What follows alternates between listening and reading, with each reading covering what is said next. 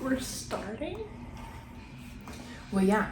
I'm gonna film an intro before or later, but it's gonna be before this. Okay, so you can start out by introducing yourself if you want, as more than just my sister. Just kind of talk about you if you want, or you can just start from the beginning of your story. I'm Riley, Payton's sister. We're 4 years apart. I'm younger. I'm older. I'm sure they gathered that. You're a dialysis person? I'm a dialysis technician. I treat patients in kidney failure. I give them dialysis. I do jujitsu. I love that. I technically live in Orem, but I would like to move closer to Salt Lake City. Are you trying to get kidnapped? I'm not giving them my address. Do you know how many people live in Orem? Okay. But you narrowed it down a lot. I'm just kidding. Everyone knows I'm in St. George, so. Yeah. Should I just give them your address? She lives at my biological parents met before your biological parents were, I think, even officially divorced. So we have the same mom and we have different biological fathers. And I would say, let's see, you were 2 years old when mom and dad got married. And I just turned 2 because they got married like the week after my birthday. Yeah, and so they got married in June, and you turned 2 in June. They were married legally first. I don't know how much people know about divorce within the church, but your bio dad was married to mom through the church in the temple, so they were sealed together, and it takes longer to have a sealing annulled, or however you would say that, than it does to be divorced legally if things go pretty chill in a legal divorce. Sometimes it takes a really long time. But so mom and dad were married legally and not sealed in the temple yet, which is I know a lot of people who say oh, if you do that, you're just doing it because you want to have sex or because you're unworthy to be married in the temple, is something I hear a lot. But they did that because she couldn't get married in the temple yet because she was still married to someone else. Anyway, I guess that her divorce went through in her 9th month of pregnancy with me, which is pretty cray-cray. And technically in the church, if she had given birth to me, I would have been sealed to her bio dad, because I would have been born under that sealing, basically. So they were freaking out about that, because she could literally go into labor at any time, and it hadn't been finalized. But it was literally a couple weeks before I was born. It went through, and so they rushed to go get sealed together, my bio parents. It wasn't very fancy. I was actually there, I guess. Yeah, because you were then sealed to dad. Yeah. It wasn't very fancy. I do have a photo, and mom's just wearing a church dress, and she's heavily pregnant. It was scary. I remember her telling me she would go to kneel down in the temple during a certain part, and she got lightheaded and needed help standing up because she was so pregnant. I'm so confused because everything keeps dinging still. I was born in June. Our birthdays are less than 2 weeks apart. I mean, they're 4 years apart, but you're the 17th and I'm the 28th. So 11 days apart. I'm a Cancer, in case you're interested in that. Anyway,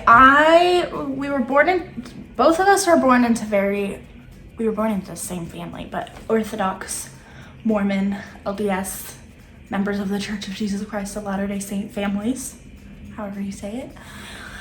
And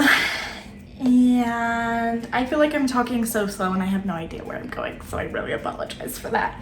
No, it's fine. I mean, this video it's your whole life story, so it could be, hours long.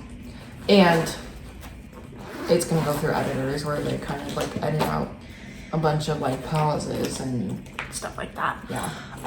My earliest memory, and I want to preface this by saying I could have completely made this up in my brain because it was like such an early memory. I don't even think I could walk yet, which is like kind of weird to some people, but I remember it so clearly. So maybe I made it up, but I think you could walk yet for what? My earliest memory.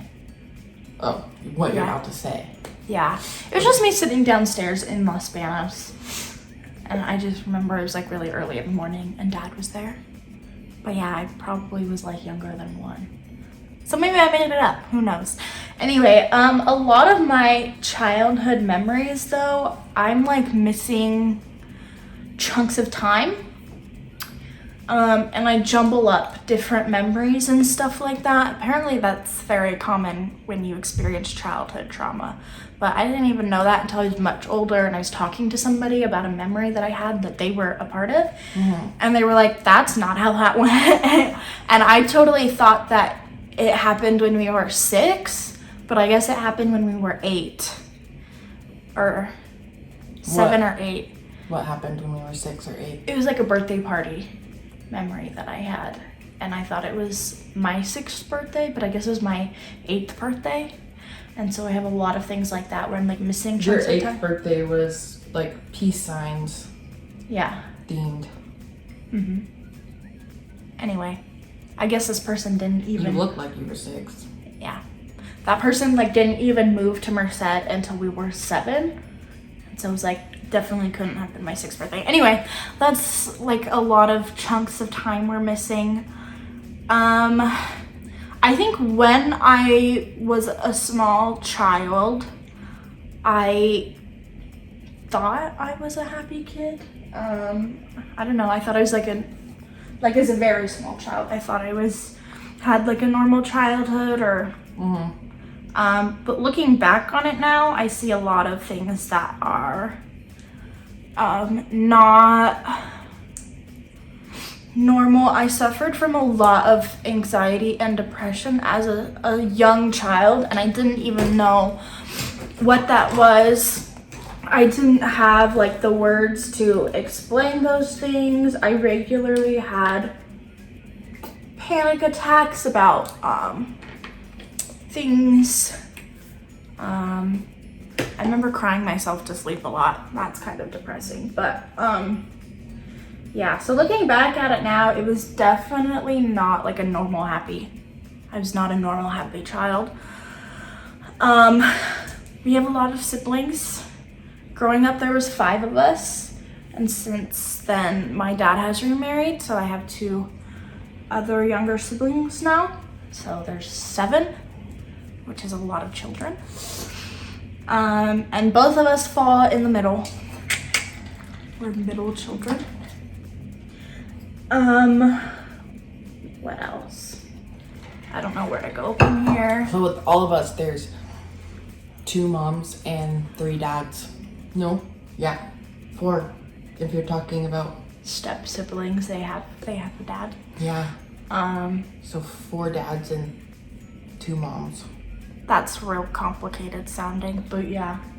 The oldest has a different dad, and then you and the other one have a different dad, and then me and the one younger than me have a different dad, biologically, I should say.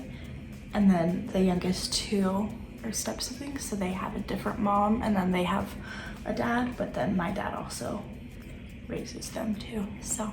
You're talking quiet. I don't know if the camera would even hear that. Really? Should I yell? Well, I just made you kind of going like this and then. Sorry. So there's 5 of us all have the same biological mom, and we were raised in the same house with the same dad in the house for the most part, for like the majority of the time. Yeah, the same dad raised us all. Yeah, the same dad raised all of us for the majority of the time, except in our oldest sister's case, because she was 10 Yes, so you were 2, and then 6 and 10 were their ages when they got married. So the oldest one definitely has like more memories of their parents, but like wouldn't think you even have any memories of your bio dad. Yeah, because he and mom divorced, or at least separated, when I was 5 months old. Yeah, I wouldn't think you would remember that. Not even really sentient at that time. Nope. Yeah. When I was 5, almost 6, we moved from Los Banos, California to Merced, California, which is pretty close together. I think they're the same county. Maybe they're different counties, I don't know. But that's where I pretty much grew up, was in Merced, California. I switched kindergartens when we moved, and then I graduated high school in Merced, California. So, yeah, that's where I grew up. It's kind of a sketch town, especially when I explain it to people who live here in Utah. Everyone, I think, doesn't believe me. Sometimes, like, they look at me like, okay, you're exaggerating. Literally not. It was just like that. But to be honest, I had a great time there. Yeah, it didn't seem weird because it's what we knew. Yeah, I loved it there. Once I got into middle school, I had an amazing group of friends that I'm still friends with to this day. We still talk all the time, even though we all live in different states pretty much now. But I had a really good group of friends, and I loved my schools, and I liked my teachers that I had, so I think I was really lucky in that sense. When I was in elementary school, I was tested for the gifted and talented education, and I got into that. And I remember when I went into gifted and talented education, my grades actually got better.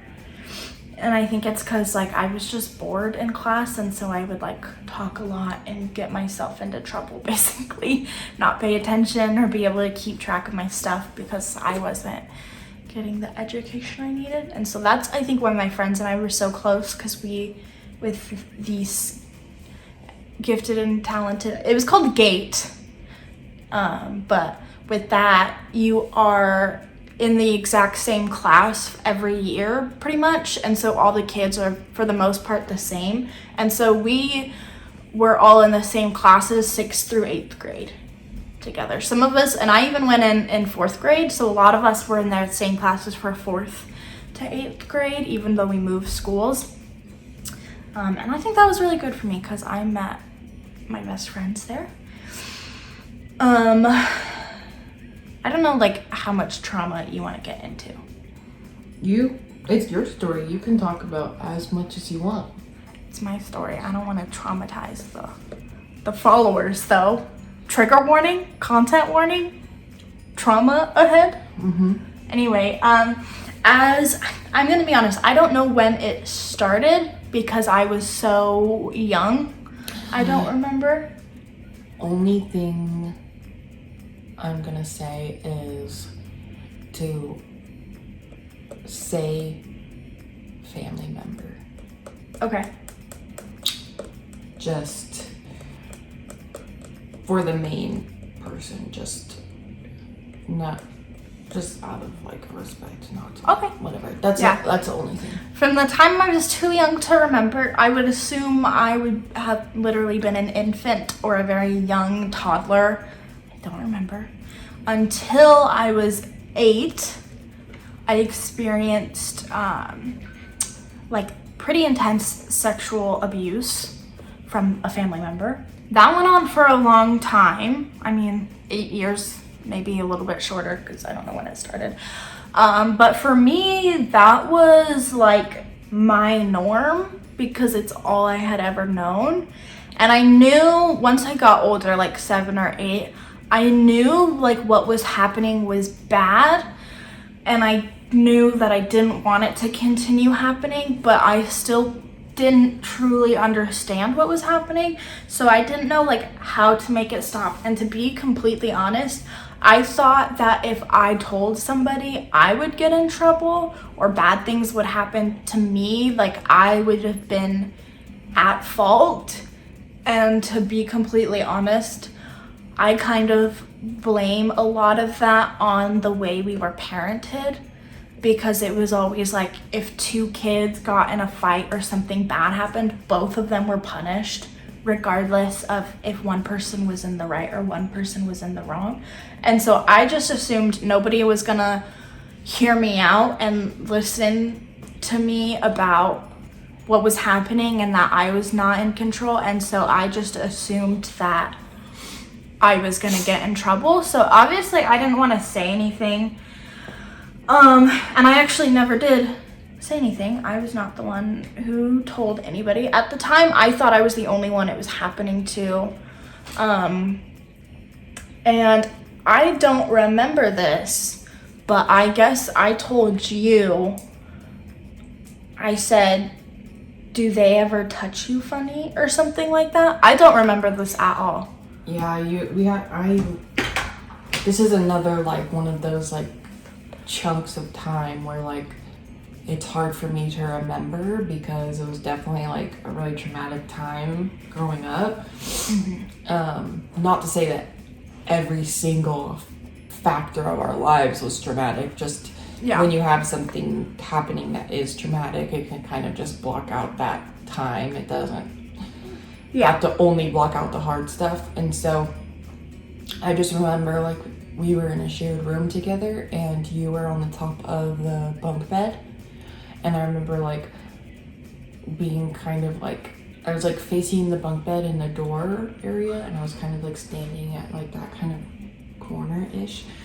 And you had said something to me. I don't remember who brought up the conversation.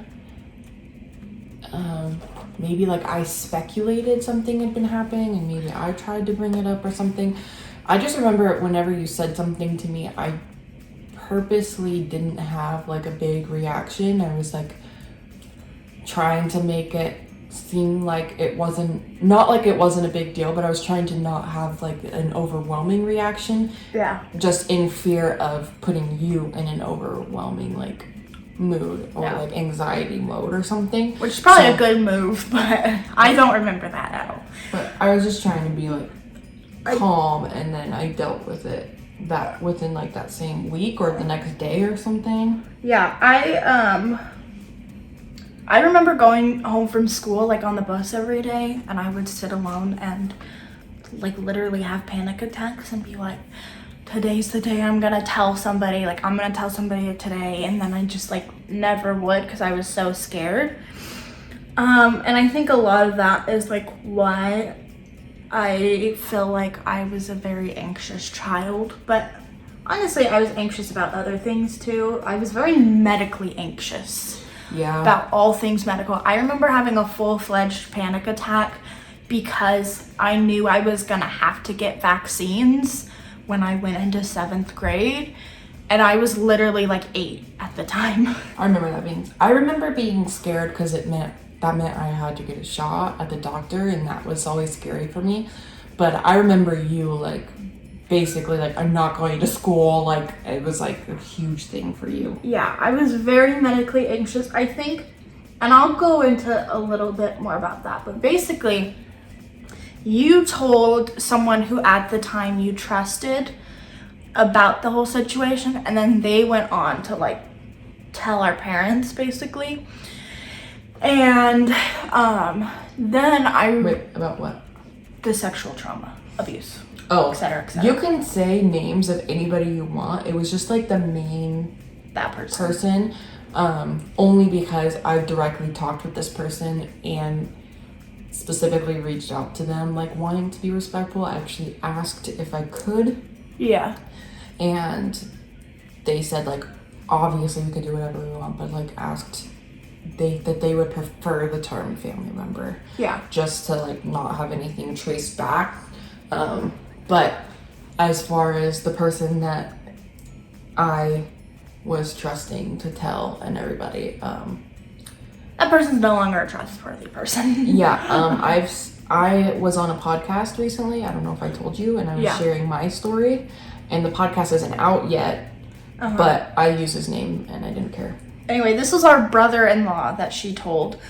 He's not our brother-in-law anymore. It was our oldest sister's, at the time, husband, now ex-husband.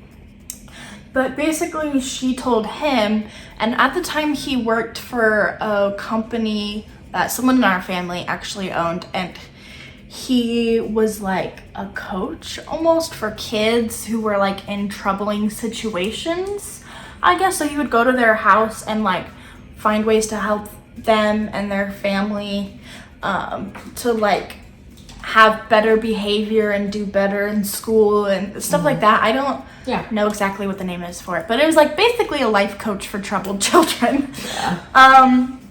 And so he's really good at talking to me, making me feel comfortable to share that information, which was good at the time. So she told the brother-in-law, and then I think the brother-in-law told our sister. Yeah, or she was there. Yeah, because her sister was there, and she just wasn't like directly like there where I told her, but she was like in the same environment. Yeah. Anyway, and then I guess they told our parents. You were there for this part. I was not when the abuser was, family member was arrested. You were there, I was not. I remember coming home from school one day and the family member was no longer around or like in our life, and I was not told why. I was told they went on a vacation, I think. What the? Yeah, I was told that they were on a vacation with... So like what they told people who were not involved? Pretty much. I was told that they were visiting some other family member. That's what I was told. Because like, they just like all of a sudden weren't around, and I was like, I think that's what they told to like other people who would like ask like, what happened to this person? Like, I think that's what they just told people. I was not told like where this person was until I was initially pulled into mom and dad's room, and they asked me, and I remember not even saying anything. They just asked me like, has this been happening? And I just like nodded yes and started crying. Oh. And that's really all I remember from that specific memory. I'm sure there was more, maybe not. And then I remember, I don't know if they were like social workers or police officers or what, but we were questioned about it by a lot of different people in different settings and at different times. And so basically I had to like talk about it over and over and over again. And I remember just being like, I don't want to. And obviously it's good to talk about your trauma, but like maybe with a therapist when you're ready to talk about it. Not when you're feeling like it was like you had to talk about it. I was a child. Never stop talking. And I had to talk to strangers about it. It was people I didn't know. So it's like law enforcement, stuff like that, and social services. And a lot of them were I felt like I was talking to robots. I don't know if they felt like they had to be like... They might be trained to be that way. I don't know, but I remember hating it. I felt like I don't know, I hated it. And I also remember, this kind of goes into my like medical anxiety. I remember they questioned me about like the very specifics of what had happened. And I did lie, and I made it sound like it wasn't nearly as bad as it was, because I was scared that if I talked about how bad it was, I would have to go to the doctor. And the thought of a doctor like looking at me or touching me, anything like that, absolutely was not gonna happen. So I totally like made it seem not as bad as it actually was. So that was that. I remember being like forced into therapy at that time, and I was not into it. Didn't want to talk to a stranger adult about anything. And I feel like if you are not ready to be in therapy, or if you're not like gonna like accept therapy, it's not gonna do anything for you. If anything, it's just gonna be more traumatic, because you're basically gonna be forced to talk about things that you're not ready to talk about. And anyway, and I remember just like begging to not have to be in therapy anymore. Me too. I remember saying that, like, when, there was obviously like a stigma around therapy for a long time, that people who were in therapy had something wrong with them. Yeah, like we were crazy. So I thought that that's what that meant. I thought I needed to go because there was something wrong with me. Yeah. And I honestly feel like everybody can benefit from therapy, but kind of like you're saying, like if you don't like fully understand or have the desire or whatever, like you're not really going to get anything out of it, and you could have, things that aren't so good come out of that. Because then I would just sit there and not want to say anything, because it just made me feel like so like dumb, like everybody's treating me like this and I don't feel like there's anything wrong with me, so why does everybody else feel like there's something wrong with me? I felt like I was being treated like I was broken, that there was something wrong with me, and I just hated it. I also know I was a very intelligent child, and people were talking to me and treating me like I was stupid. And I think it's because I was a child, and I just remember absolutely hating that. Like they would, like just spoke to me like I was like a toddler, and I absolutely hated it, and it drove me crazy. The only time I remember someone talking to me like where it felt like younger than I was a very similar story to you, from the same place, where they asked us about like body parts and like point to this or that, and like what did I remember them asking me, because I would say something about a blowjob and they would say, well, what's a blowjob? And I remember being like, because I was like 12, would make sense, like you don't know if every 12-year-old would know exactly what that is, but when you're in middle school, you hear, especially where we grew up too.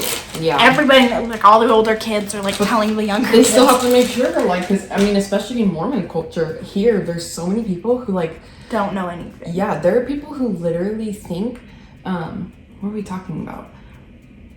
Was I with you when we were talking about the belly button thing?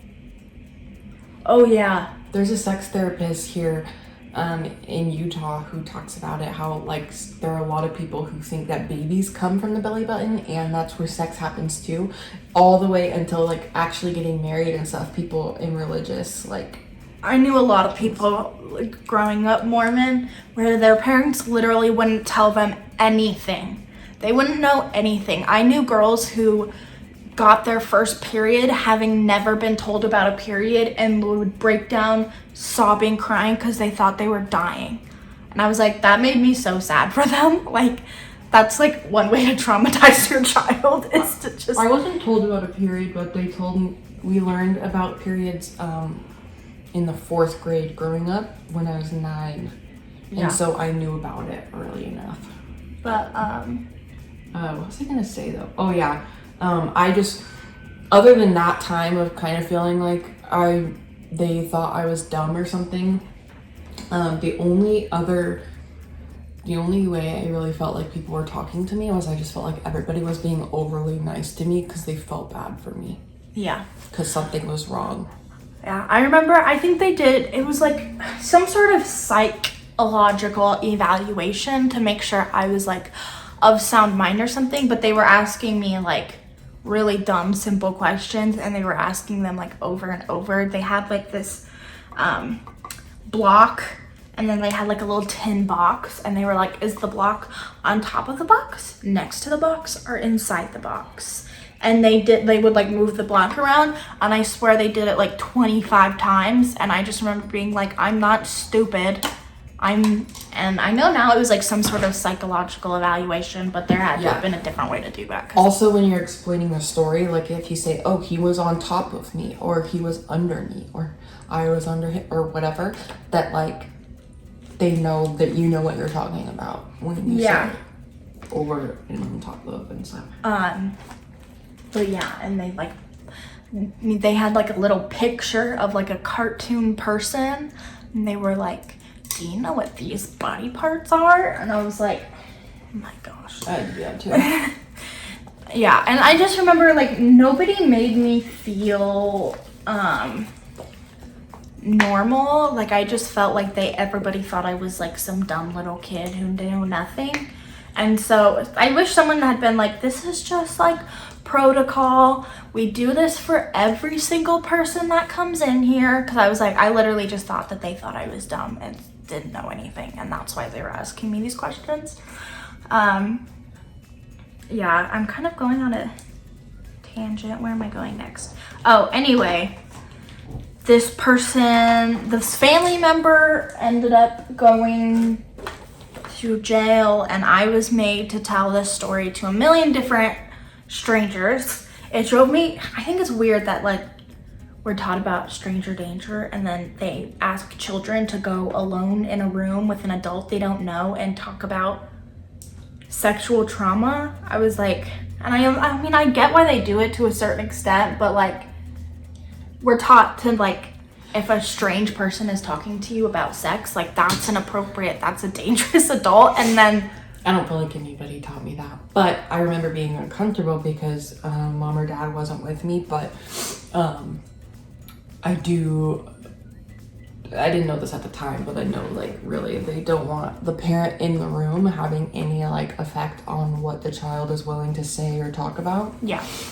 Which makes sense, but it is really confusing. Like, yeah, I was not actually really taught about like stranger danger by like parents, but like at school, you know, when you're in like kindergarten, they're like, don't get in vans with adults. I was taught about like stranger danger in general, and like mom would always tell me about like if people offer you candy and stuff like that. Yeah. But as far as like anything regarding sexual stuff, no. Like we were not taught about predators, like sexual predators or pedophiles at all, and we were not taught about like consent in any way.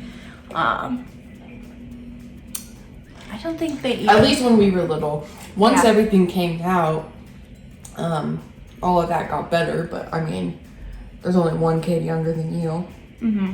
But it did improve after that, and I think that helped me like learn what kind of things I was supposed to say. But then obviously the whole situation helped me like to build an interest in like psychology and mental health and wanting to help other people, and just learning about what are the right and wrong things to say. Yeah. I mean, I don't know. I now know as an adult that when I bring kids into the world, before they can even talk, they're gonna be learning about consent. Before they can even walk, I'm gonna be teaching them about all of their body parts and the right names for them, and how to know if an adult is a safe adult or not a safe adult, and like good situations and bads, like literally everything. Yeah, like I'm homeschooling my toddlers as of right now, and I just don't feel like I'm comfortable even putting them in a school until I've taught them a certain amount of stuff. Yeah, like I just wouldn't feel comfortable if a kid's not old enough or able to verbalize to you or like me or whatever stuff that's happened to them. I would not be comfortable putting them in anybody else's care. Yeah, because Kinley, even though she's old enough in a lot of like a modern society, a 3-year-old is old enough to like say no. Yeah, and know what that is and say like this person touched me here and stuff like that. Like they're old enough too. Yeah. Obviously you want to make sure that they know the right names, and that you raise them in a place where they're comfortable to do these things and stuff. But they have the ability to, where Kimmy doesn't. And so I'm not comfortable with that. I think Hudson will really thrive in a social place, so I kind of want him to be able to go to school if that's something that he wants. I mean, fully intend to have my kids in like all types of like activities and things to push them socially, but I could just see him really enjoying like going to school and stuff. Yeah. But I still want to wait until I know, because they are learning a lot of body parts, but they don't know all of them yet, and I've been like struggling teaching them like everything. Just there's certain things where I kind of like second guess like how am I supposed to teach this, because I can't it becomes really confusing, I think, just when you've been traumatized and you now are in this situation. Like I feel it's weird potty training and letting them in the bathroom to watch me when like at some point that's not going to be okay, and then like that, you know, I can be in there to help them, but at some point that's not going to be okay, and that's kind of confusing a little bit. And there's also like being comfortable like trying to show them, like using myself to like tell them what certain body parts are feels weird, but then I don't want to like touch them to point and say that this is what that is. Like I don't want to put my hands on them that way. And so even like the bath time or diaper changes or anything like that, like I'll think that it's a good time to like explain something, and I'm like I'm just going through, I mean, they're 2 and 3 years old, so it's definitely the time where like they're at the age where they can be learning these things. Now I'm just trying to figure out how to like cross this barrier that I think I'm experiencing as somebody who is like, how am I going to teach in a way that's not going to contradict what I want to teach at the same time? Yeah. Anyway, that was a long rant about me, and this is about you. They do make anatomically correct dolls. I feel like you could be. True. Then you're not touching a real person. But also, like, with that being said, I know like a lot of predators will say like, oh, let's play doctor, or they'll actually be doctors and be like, oh, I have to touch you here because I'm a doctor. And that can also be hard because you're like, I have to touch you here because I have to clean you. I've mentioned that in one of my videos. Yeah. And so that can be hard, because even like some people will say like, oh, mommy can touch you here to clean you, daddy can touch you here to clean you, and doctors can touch you to here to make sure you're not sick or whatever. But then a lot of times predators can literally be a doctor or a parent. So it's like so hard to be like, oh, these adults are safe adults, these adults are allowed to do this, but nobody else is, you know? So I can definitely see how that's difficult to try to go about teaching and whatnot. Anyway, I feel like we were never taught those things. Mom definitely taught me that we weren't allowed to play doctor. I feel like, I just threw something. I feel like, hold on. She didn't tell me that until after the abuse like came out. It might be the same for me too, actually. I remember her telling me that after the abuse came out.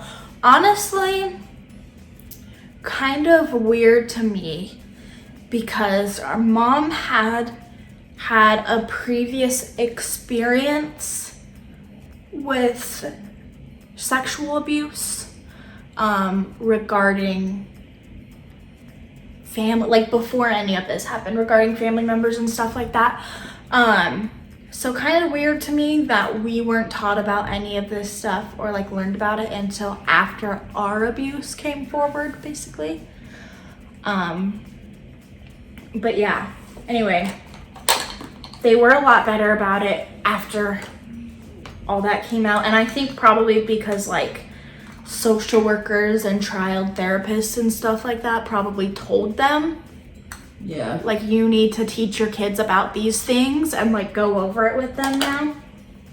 That's what my guess is. I think Mom went through a lot of, like, parenting shifts in a lot of ways, too, because she was always reading, like, the next parenting book and, like, learning and implementing different things. Yeah. So I feel like she went through a lot of Phases. shifts. Yeah. Yeah. Yeah. I don't know. A lot of those parenting books I read are not, like, that she read that I've, like, looked through, I don't agree with, or, like... There's one that she recommended that I read, like, for a long time that I still haven't read. But the ones that I've personally read, I've liked a lot. But most of them are, like, gentle parenting and Montessori-related things. Yeah, or how to teach my kids about sex predators and things. Yeah, the one that I had read that she was, like, obsessed with was basically saying, like, if your child is crying or upset or having big feelings, to, like, completely ignore them. And she would say this a lot, where, like, I don't want to be around you when you're like that, and, like, send them away. And so that would kind of taught us to, like, nobody wants to be around you when you're acting like that. So it's like, shove your feelings down, and your feelings are not valid, and I don't want to hear it or see it or anything like that. That will definitely mess you up. Like, but it, you know, just because, like, young developing children have big everybody has big feelings, you know? And children just don't know how to regulate their minds and bodies. And so their feelings need to be validated, and they need to learn how to regulate their bodies and minds, because they don't come out of the womb knowing that kind of stuff. And that doesn't mean scream and yell at them if they're having a tantrum. Yeah. Because it's normal for them to have a tantrum. That's all that they know how to do. When they're having a tantrum, love them, keep them in a safe place, let them experience their tantrum. Once they've calmed down, you can then give them some coping mechanisms to help them calm down. You know, let's try counting to 10. You can count backwards from 10. Teach them how to take deep breaths. Hudson pretends to smell flowers and then blow out candles. That's how he learned to take deep breaths. Yeah. And then once they've calmed down, talk about what happened. Talk about what they can do instead next time that happens. Yeah. And for us, tantrums were just, like, not accepted. Like, if you threw a tantrum, you would probably be spanked or put in your room alone. Yeah. Basically. It was the reaction of the emotion that was punished, and the emotions weren't addressed. Yeah.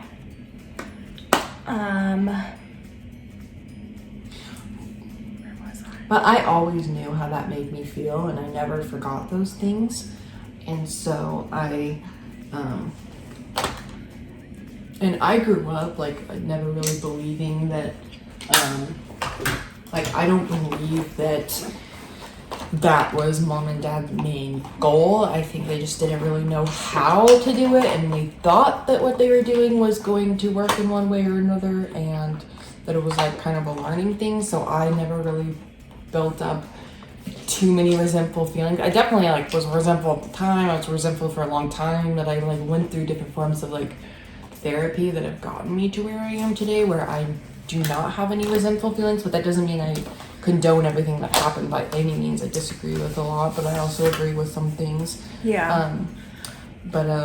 I think that the cycle of abuse is very real, and if you don't make an effort to, like, address your trauma and learn from it and not allow the cycle of abuse to continue, I would say the parenting we were raised with was authoritarian.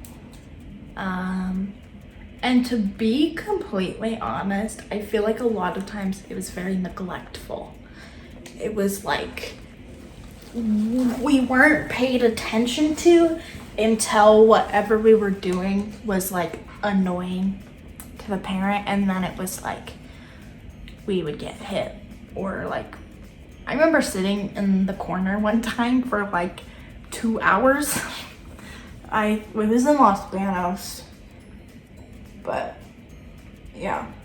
I feel like you and I have different experiences too, though, because when I hear you tell your story, it's not exactly the same as my story. I think we definitely, like, I would agree that there might have experienced a lot of emotional neglect. Mm-hmm.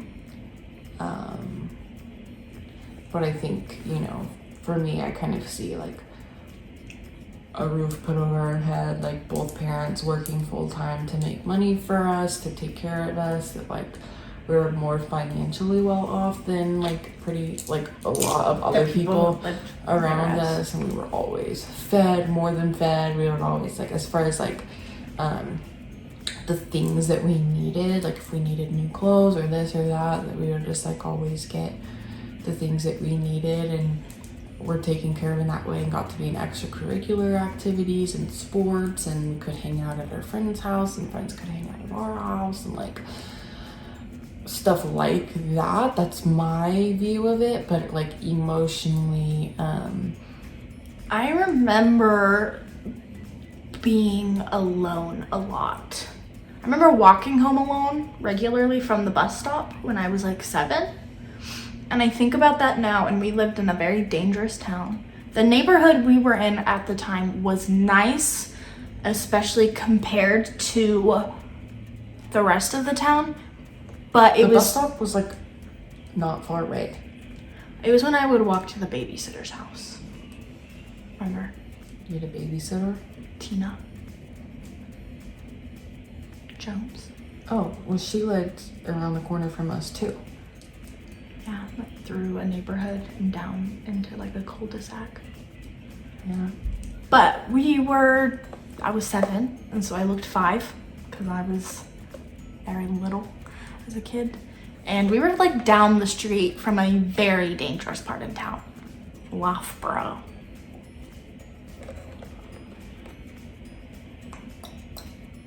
I think about that now. I walked home from Rivera every day, but I never thought there was anything wrong with it. I'd also like go to the 7-Eleven right there, and I'd get food sometimes and then go home. And that was a sketchy 7-Eleven. I wasn't allowed to do that. I would just do it. Yeah. Because my friends were going. I think about that now. I would not let my 7-year-old child walk home alone if I lived in that town. I wouldn't, just because of things that I know and that I'm scared now, but I don't feel like that was out of the norm for us, and at that time, and I don't think it was out of the norm for our parents either. So I wouldn't expect. I don't feel like it was out of the norm, so it doesn't like make me necessarily poo-poo my mom and dad personally. I know my friends that lived in the same neighborhood as us back when before I went into the gate school. Mm-hmm. All of their parents picked them up from the bus stop. A lot of them like walked home with them and stuff like that. I even remember at one point having one of my friend's parents walk me home because she was nervous about me walking home alone. Yeah, I do remember other parents kind of doing other things, like because they would like question our parents and stuff. I remember like not really ever getting it, like, and I remember it making me feel good that people cared. Yeah. But I still never remember it making me question mom or dad or at all. I just kind of would think like different kind of people. Do you remember that time that I FaceTimed you, and because I like was scared you were gonna die or something, because I had a dream, or I might have texted you or something. I had a dream where I just kept hearing Riley's dead, Riley's dead. Oh yeah. And this isn't gang related, but when that happened, a girl at my high school named Riley died. Yeah. And everybody was talking about it because she's really popular. She was on like the color guard team. She was a very nice girl. Everybody knew her. Everyone was friends with her. And she died in a car accident. And so everyone was talking about it. I never met her. Her older sister went to high school when I was there. And we were like more so just like knew of each other, but yeah, and might have said a few words in passing, but weren't really friends. But I was like, I just had this dream, and what made me think of that is the guy who got shot when I was in high school and died. Yeah, he got shot and died. Yeah. I had a dream that happened the night before too, which was actually the night that it happened. It was. Because I had a dream the night that it happened, but it was the next day that I found out that it happened, I guess. I have stuff like that happen to me all the time. Isn't it freaky? Yeah, Cool. I genuinely think that I'm a very intuitive person who is in line with the gods, the planets, the stars, the universe, a spiritual realm, I don't know, whatever you want to call it. But I have dreams about things before they happen. I think about things before they happen. I remember I actually had this like recurring dream when I was a kid where I was trapped inside of, it was pretty much always a church building. And I was trapped inside of it, and they're built kind of like giant circles, so you can walk in circles around them, and then there's like different rooms within anyway. And I always had a dream where I was trapped inside the church building and I was hiding from something or running from something, and that was like the dream, and I couldn't get out. And do you want to hear a reoccurring dream that I had my whole life? Yeah. I was locked in a cage in the chapel of a church building, and the stage area looked a little bit different than the normal stage area, but it was still a stage, and it was more like lit up like a stage. But all the lights would be off in the chapel, and the stage would be lit up, and I was like in metal bars, like cage in the back corner, and our whole family would be up on top of the stage, and there was this like kind of like a fictional character, like bad guy, because he was kind of like just like this bad, he wasn't a person, it was like, you know, like super bad guy. Like mine changed, but sometimes it was like a dragon or a witch. It would be like something like that. Evil. And he'd have a chainsaw and was like torturing our family up there with it. Well, I was in a cage, and like there were, in the dream, occasionally, if the dream continued, I would be able to like shimmy my body through the bars of the cage, and I would be crawling through the pews and like looking up and then crawling through the pews. And that was like a reoccurring dream of mine. Like the most reoccurring dream I've ever had. This is probably the most reoccurring dream I ever had. And now I grow up and I think about like how I was basically like, I think it was my brain's way of saying that I was trapped in this religion and I couldn't get out. And as much as like, I don't know how to say it, it was not an option for me to leave this religion. It would not have been allowed in the house that we were growing up in. And so for a long time, I did believe in this religion and I felt that it was true. But as an adult now, I know that I didn't have the option to not believe in this religion or not live this religion. I have a question. Are you done with that thought at least? Yeah. Okay. Did you ever have to go to the bishop about anything, or did you ever feel like you were supposed to, or did mom ever tell you had to, or anything like that? Like I did something wrong in the eyes of the church, basically. Because I went to the bishop for like guidance before, when really I needed a therapist. But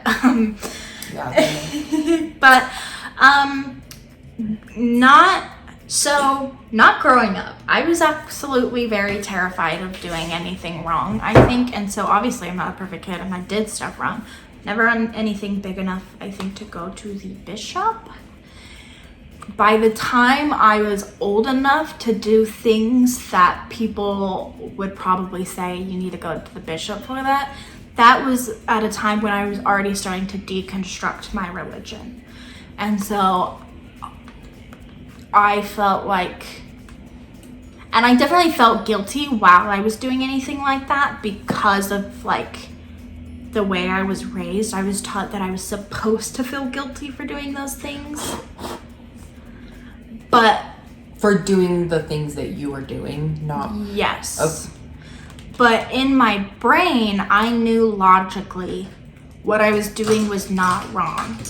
And I was like in that whole process of deconstructing that and like trying to tell myself and like make myself believe deep down, I know what I'm doing is not wrong. But of course, there's always still that lingering like guilt, I think, that a lot of us have and a lot of us will struggle with for a very long time because of like purity culture and stuff like that. But no, I was a good kid. Not to say if you had to go to the bishop you were a bad kid. I feel like I just mean like I was too scared to do anything really bad. Did you ever have any weird, for other times that you were just in a bishop's office or interview, was there ever anything that made you feel weird or like... I hated when they would ask you about your sexual purity. And I know some people have like actually intense traumatizing experiences with that, where I've heard young girls were questioned about every single little detail about their sexual experiences that they had or did, and like literally like disgustingly gross questions. Like, it's one thing for a bishop to be like, okay, like you did something wrong sexually, okay, like let's go about repentance. But I've heard them asking like, did you finish? Did you use toys? Did you use your hands? How long did it go on for? Like very, and even like more so. And I'm like, that is horrifying. Why is a grown man talking to a little girl about specifics of what she does sexually? Yeah. I know someone personally who like got her recommend taken away once because she was molested at a sleepover and didn't know that it was being molested. She just said, this happened to me, and it was very obvious because it was he came downstairs in the middle of the night during their sleepover and snuck into her sleeping bag. Yeah. And then the other time, she like made out with someone in high school, and he took it because she made out for too long. Like, he was asking like how long he was kissing. Are you guys timing it? Did you check the clock before and after you started? How long? How close were your bodies? Where were your hands at the time? Like, which, mind you, they're not supposed to do that. They're supposed to read the questions that are on the paper.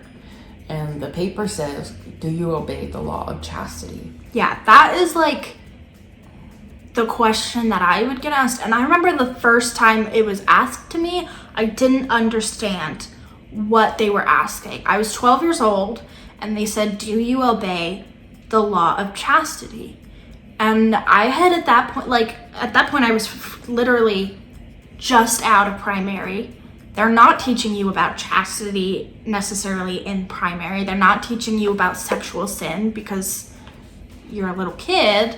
And so I was like, didn't fully understand what the law of chastity meant. And so I remember asking like, what do you mean by that? And he said like, do you continue to remain like sexually pure and not participate in sexual activity or something like that? Like, it wasn't like gross detail. He was just kind of clarifying. Yeah. And I remember being like, oh my gosh, why is he asking me about that? But like, it wasn't like a very intensely traumatic way that he phrased it or said anything. That's definitely the way that they're like supposed to do it. Like, if they don't know, they're supposed to clarify. I don't like when they clarify like, do you masturbate or watch porn or things like that? Because in my eyes, it's like, whatever your beliefs are about being sexually pure are your beliefs. Like, And if the church wants you to be sexually pure for you to be able to go get these certain things, whatever, that's fine. Do what you want. But if I don't believe that masturbation has anything to do with being sexually pure, yeah, why is that going to be used against me if you don't believe that that's sexually pure? I don't know. Yeah. That's something that I didn't like, but I also hate that word, pure. Like, as if you've had sex, you're damaged or dirty, you know. Those were hard things to listen to as somebody who had that intentionally taken from, or had that taken from them intentionally from another person. Like, yeah, where I've had that happen and it wasn't my choice, but you know, I'm this dirty, disgusting person. I remember hearing somebody say something along the lines of like, nobody wants, it was something about laundry. She said like, nobody's gonna want to wear dirty clothes, in reference to like people who have had sex. There's like the term licked cupcake. Yeah. Because they used to teach that lesson, and chewed gum. Yeah. But what's interesting is like I've also had lessons where they like do the same lesson with $100 bill and they crumple it up and they stomp on it and all that stuff to show you that like no matter what like you've been through, that you still have your same worth, and that like nobody should ever treat you anything less than, you know, the $100 bill, like just because you've been through this stuff. I'm like, that's so like that's a great lesson, but it's just counterintuitive, like with what other, and a lot of the teachings are counterintuitive, I've noticed. I think a lot of it depends on like who's teaching you too. I've noticed like some lessons I would have about chastity were much kinder and nicer and better, and they touched more on like how women are valuable. And some of them I remember just being like, why would you ever say that to a teenager? You never know what a child or a person has been through. And to say someone who has had sex is like dirty laundry that nobody's gonna want, that nobody wants used goods, you're telling them that they're a damaged person because of something they had no control over. It also like turns like getting married and actually being allowed to and all of a sudden it's okay kind of thing so confusing for a lot of people. Yes, because purity culture is not something that just turns off the second you say I do. If you're told your whole life that sex is wrong and something that you're not allowed to participate in, and then all of a sudden you're allowed to, you're still gonna feel guilty for a lot of people, I should say. And I know that that's like a real thing that, I think they called it like good girl syndrome, that I was talking to somebody about, and how they were saying like they got married and they started to have sex, and even though it was allowed, they felt guilty every time and they felt gross and dirty because that's what they were taught. So sad, huh? Yeah. And that it's something that they had to like go to therapy to unlearn. And I'm like, that's so sad. Yeah. To me. Now as an adult, I'm a very sex positive person, and I think with consent, people should do what they want to do. Like, what makes you happy. You're in control of your own body, and you should do what you want to do as long as you're not hurting anyone. And that's so much easier said than done for people who are raised in like super orthodox households, because like something that I'm dealing with right now is trying to like, because people will tell you that feeling guilty is the devil making you realize that something is wrong, that you're doing something wrong, like you're feeling guilty, when it's like I feel guilty because from the time I popped out of the womb I was told that this is evil. Yeah. And so that's ingrained in me. It's ingrained in my subconscious mind that it's evil. So I'm gonna feel guilty drinking coffee right now. Yeah. Which that's actually going away, the coffee thing, but like. Oh yeah, I love coffee now, and I drink it all the time. And I don't feel guilty for. I think it's a lot easier, to be completely honest, to not feel guilty anymore when you 100% no longer believe a religion to be true. For me personally. Yeah. When I was in the process of deconstructing the religion, I still felt very guilty for everything that I did because I still believed in parts of it and some aspects of it and stuff. Now, I just kind of live my life in a way that's like, if I'm not hurting somebody, who the heck cares? Like, yeah. Including yourself, I think. Yeah, like, don't hurt yourself. Like, you know, love yourself and be kind to yourself. You're a person too, and you deserve to not be hurt. But I think the things that you say about yourself and the way that you think about yourself should be the thing that the person who loves you most thinks and says about you. Yeah. Because if you're saying I'm trash and I can't do anything or whatever, like, if anybody else were to say that to you, how hurtful would that be? Would you ever say that to anybody else? Like, and so it's just kind of like, yeah, I think about that too. I'm like, if I was dating someone and they told me that I was like disgusting and ugly, I'd be like, wow, that's an abusive person. Yeah. I'm not gonna date him anymore. But like, if I say that to myself, like, I do that all the time, and it's like, no, don't abuse yourself. Like, no. And it's a very hard thing, I think, especially for like young women with all like the media and stuff like that we, you know. I think guys do it too, just in other ways. For sure. Like, Colin gets down on himself if he feels like he's not making enough money. Like, being taught that, like, the father and dad provides. And not only just that it was what he was taught, but it's what he wants. Yeah. And so that's something that's hard for him. That's like, or like if he's, I mean, even like body stuff, you know, if he's not, you know, really active with going to the gym as much as he used to be, then that's hard for him. And then, but I think everybody just has something always, and it's like, you're never going to be absolutely perfect for yourself. Mm-hmm. Like, there's never going to be perfection, because once you get what you want, there's always going to be something else. Yeah.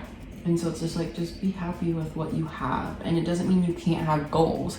Have goals and dreams. It's good to have goals and to want more and to do more. But that doesn't mean that you can't love and appreciate what's going on now either. And like, I won't be happy until I have this or that, because you'll be doing that till you die. Yeah, for sure, for sure.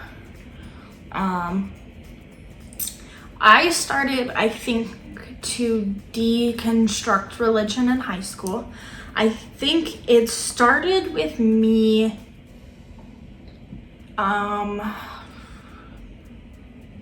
I think it probably started with like the LGBTQ community, or maybe it started with feminism. I don't know, maybe both.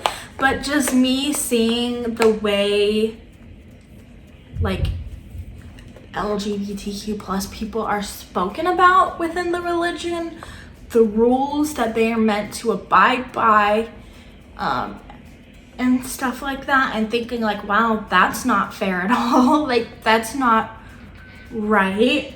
And so it started with me kind of being like, oh, like, I am like a progressive Mormon, like, you know. That's what I was saying too for a while.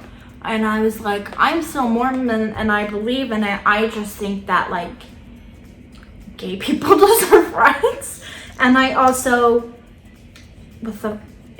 I'm very, you know, feminist, and I was like, you know, maybe women aren't the ones who have to stay home and raise the babies and have a million little babies and be the homemakers, and men have to be the ones that like have the job and make the money and stuff like that. And like being like, well, what if the woman wants to make the money and the dad wants to be the homemaker? Yeah. And like, it's literally, which also wasn't only the church who was teaching that. That was just like a very old-timey thing. Yeah. Which is a lot of things in the church, but also to make clear, just for viewers too, it's not like these, as far as what you're currently talking about, it's not like those are like you can't. Dead set in stone? Yeah, like these are commandments. It's not like that. I remember Mom telling me that when I have kids, I shouldn't work. That I should stay home, which was so funny to me because Mom worked full time. She did not want to stay home. That was not her thing. She told me that too, but she told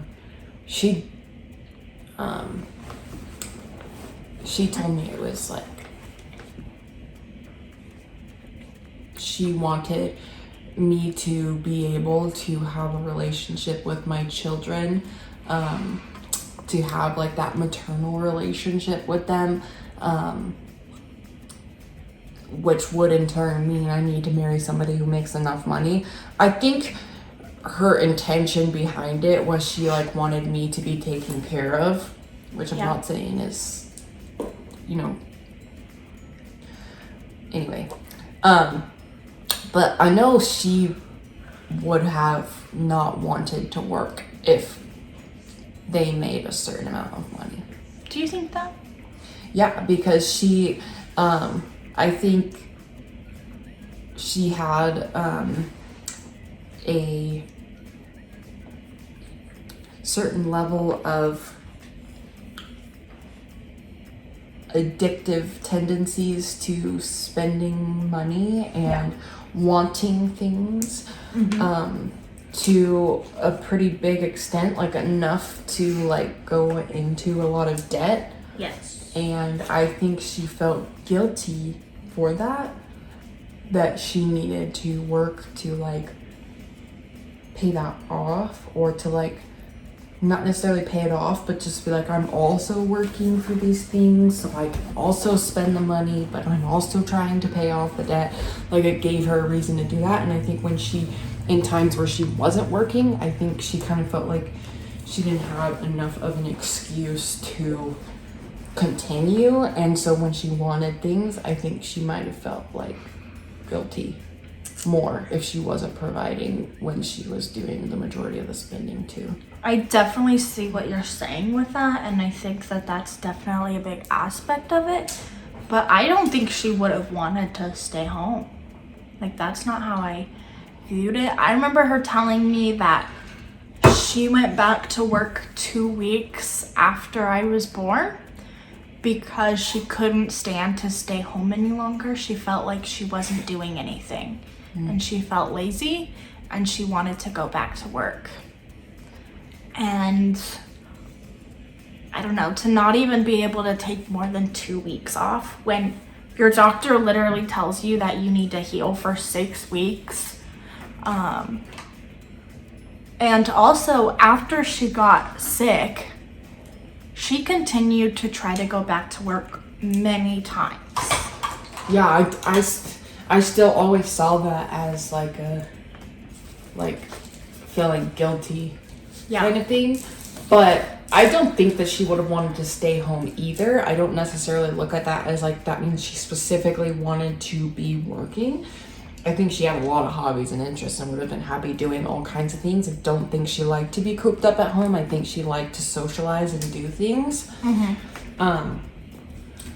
But I don't know, I always thought it was just like she always had a desire for more things and more things, and but I mean, I don't want to put it all on one thing. I'm sure it was a mix of a lot of things.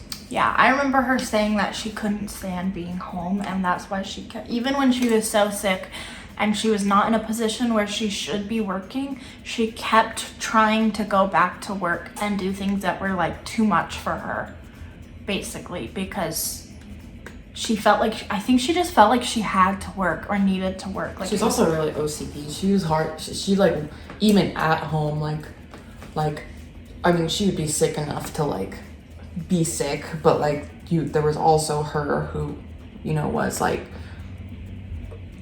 I can't sit down until everything's clean. Yeah. Or, you know, so I think there was that too.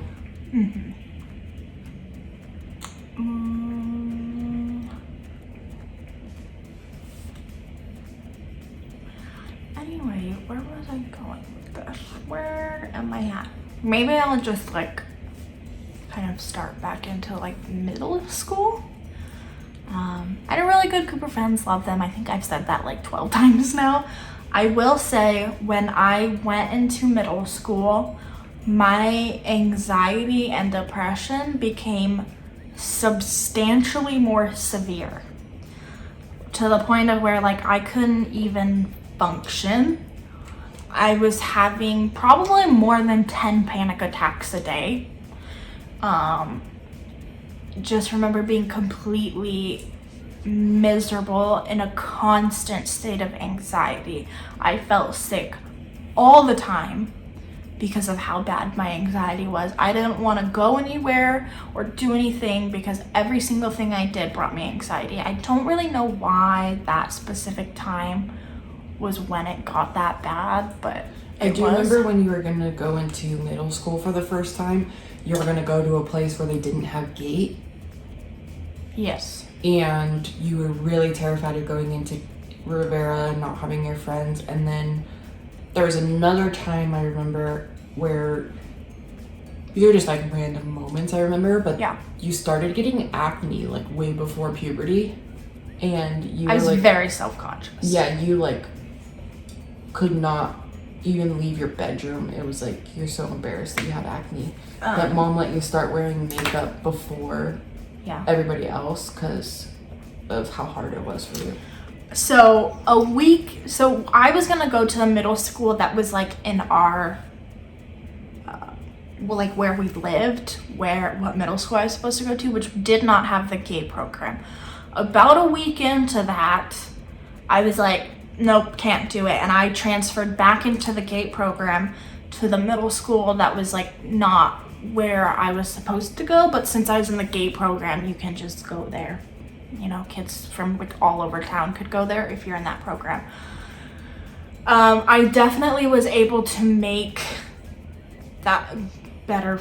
Like I had friends there and stuff like that. I knew people, which was definitely helpful. But my anxiety was still horrific. But you went to Rivera for longer than that? For longer than a week?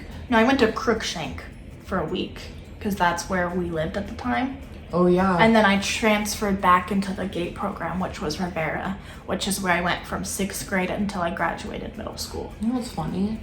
When I was there, it was reversed. They didn't have GATE at Rivera, but it was at Crookshank. Yeah, I think they switched it. So this is a thing they do. They will put the GATE program at the poor schools with lower test scores to bring their test scores up to get more funding, which is a thing they do. So they usually put the GATE program in the really poor schools to make the schools not poor anymore. That was something they did. Anyway, yeah, that's what it was. You were talking about when you started to like deconstruct. Oh yeah, that's in high school. Oh my gosh. So I think it started with like the LGBTQ community and stuff like that.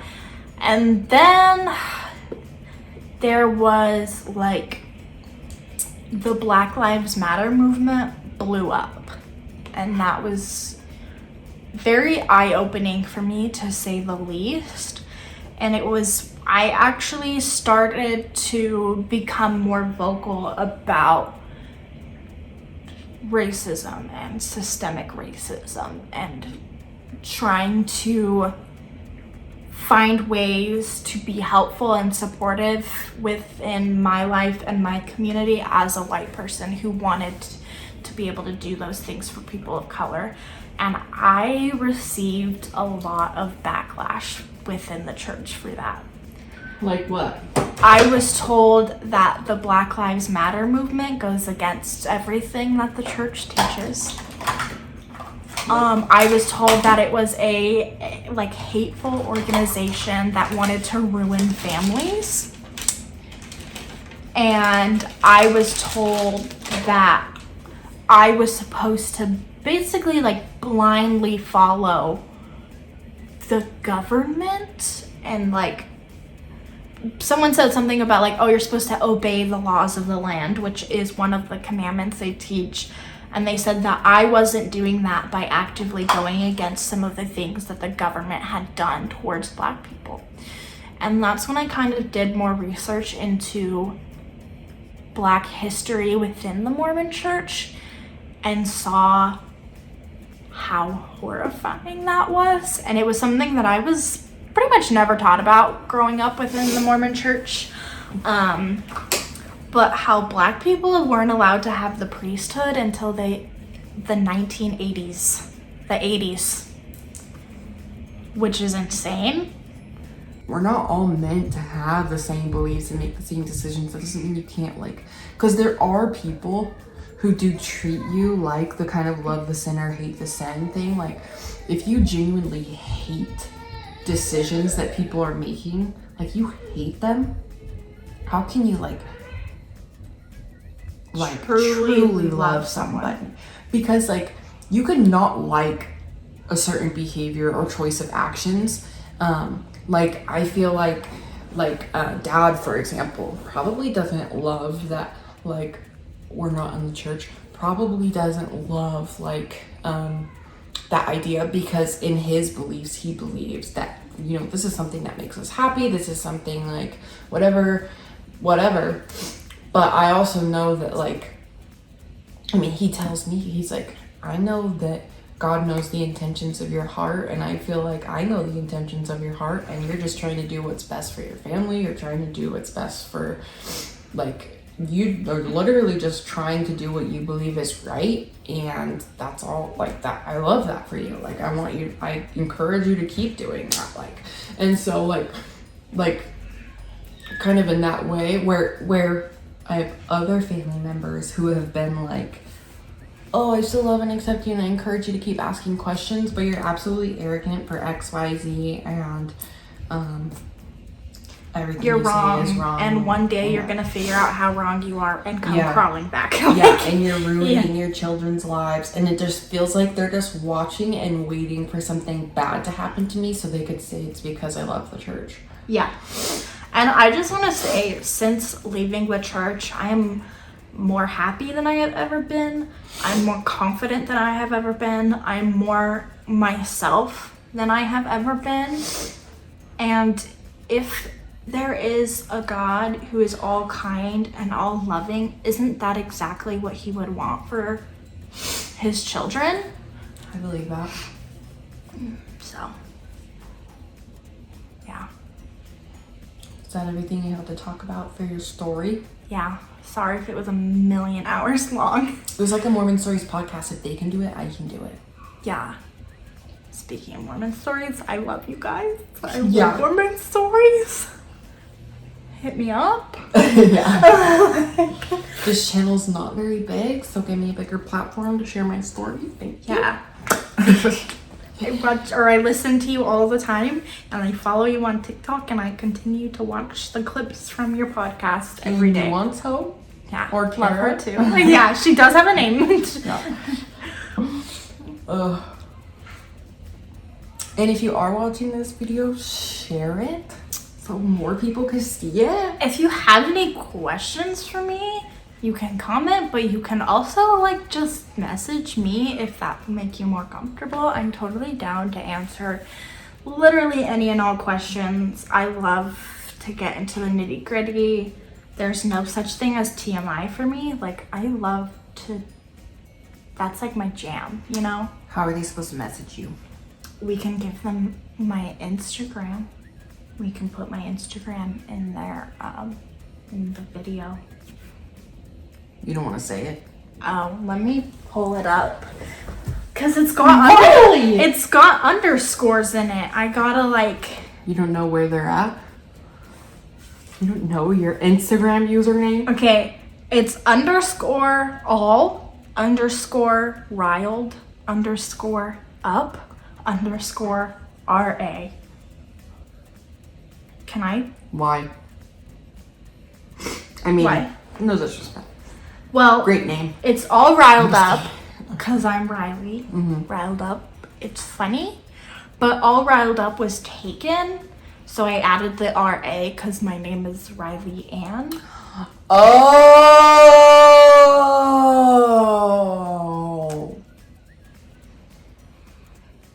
Anyway. So show it to you. It's backwards. Have fun with that one. I don't have a lot of followers. Don't make fun of me. I'm not a influencer. But yeah, if you want to message me. I don't have a lot of followers either. I'm a wannabe influencer. Yeah, if you want to message me, Brands. message me. Also, if you're someone who knows me personally, you can text me. I will say, if you're someone who knows me personally and we haven't talked in the past year, I have a new phone number. So you can hit me up on Instagram or Facebook and ask for my new phone number because it is different. So if you text the number you have for me in your phone, it's probably wrong and I'm not going to see it. So there are a lot of people who know you who watch. yeah, because they know you. What? People who watch my videos know me? Isn't that like the only people who watch your videos? Yeah. I'm joking, but like also not really because we do know a lot of people. So. Subscribe, bye! See you on my next video, bye! Say bye. Bye!